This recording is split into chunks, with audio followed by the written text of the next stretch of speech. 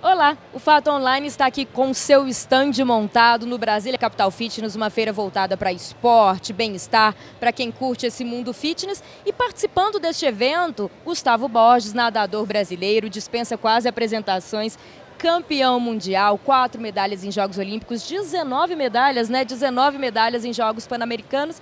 E a gente aproveitou a presença aqui do Gustavo para conversar um pouquinho com ele sobre as expectativas para esse próximo ano do Brasil, que vai ser um ano tão importante, um ano de Olimpíadas aqui no nosso país. E eu queria começar com você, com toda essa sua experiência, já dá para visualizar aí, esperando o que em especial na natação, nos Jogos Olímpicos que se aproximam? Um prazer estar aqui com vocês.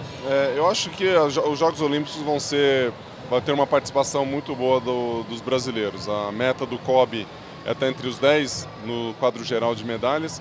E na natação especificamente, a gente teve um campeonato mundial e uns Jogos Pan-Americanos que tiveram resultados muito importantes. O que isso significa? Que a gente está no caminho certo, não necessariamente que vai ganhar todas as medalhas que tem chance de disputar ou não, mas que o caminho está bem certo. Então, por exemplo, a gente tem atletas no Pan-Americano que fizeram resultados extraordinários, gente que não aparecia no ranking mundial que estão aparecendo, atletas jovens, alguns deles, jovens eu digo 17, 18, 19 anos, e já pensando em 2016, daqueles que nadaram no campeonato mundial, que foram 4 medalhas nesse mundial da natação, você tem medalhistas olímpicos como o Thiago Pereira, o César Cielo não teve uma boa participação no mundial, mas ele vai estar presente competitivo.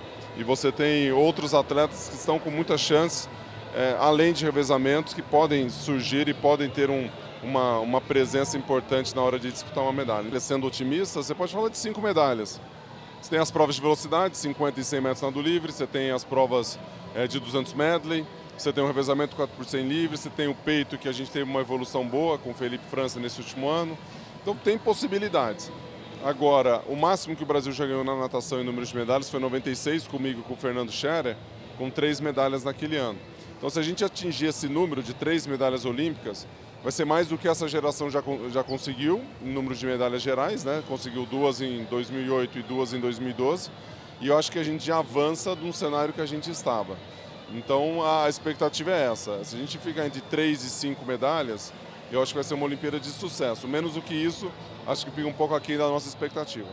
A gente percebeu nos últimos anos um maior investimento aí por parte do governo, até da iniciativa privada, muito voltado mesmo para as Olimpíadas. E mesmo assim, em alguns esportes, talvez não na natação, parece que o investimento não acompanhou os resultados.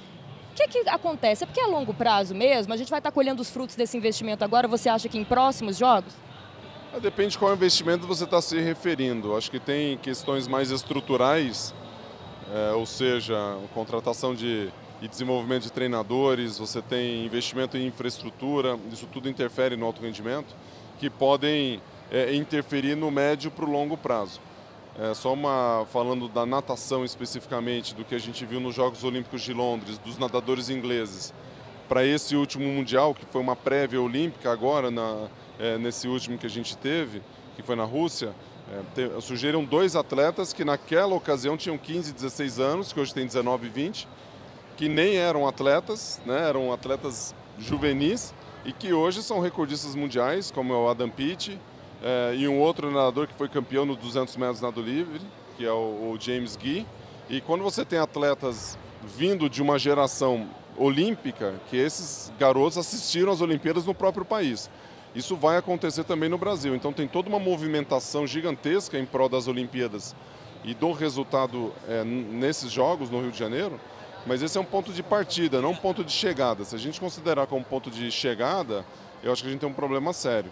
Agora, todo mundo que está assistindo, que está recebendo esse investimento, que está vendo essa infraestrutura melhorar, acho que pode ter uma vantagem futura e a gente pensar a Olimpíada de 2020, 2024, 2028.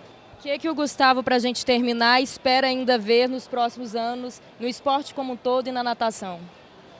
No esporte como um todo, acho que ter uma política pública voltada para o esporte com um pouco mais de rigor e um pouco mais de estratégia e análise. Então, o Sistema Nacional de Esporte seria um grande caminho para isso. Então, tem muitas coisas acontecendo e vão acontecer até as Olimpíadas que podem organizar um pouco mais o direcionamento para onde vai o esporte nacional. Isso passa por clubes, por instituições, por academias, pela atividade física, pelos conselhos e os sindicatos que estão todos envolvidos dentro do nosso setor. Fora isso, eu acho que a gente tem uma evolução muito grande e uma perspectiva dentro de um país com mais de 200 milhões de habitantes, país quente, com uma série de coisas, de muito otimismo em relação à atividade física, desde que a gente tenha infraestrutura, tenha educação e tenha gente com vontade querendo fazer esporte. Acho que essa combinação ela é muito vencedora. A gente agradece, então, a participação do Gustavo Borges aqui no estande do Fato Online mais uma vez. Com certeza vamos, daqui a um tempo, conversar sobre as Olimpíadas e esperamos que o resultado seja positivo, como a gente está imaginando. Lembrando que sempre informações de esporte, Brasília, política, você acompanha aqui no Fato Online. Seja bem informado, seja Fato Online.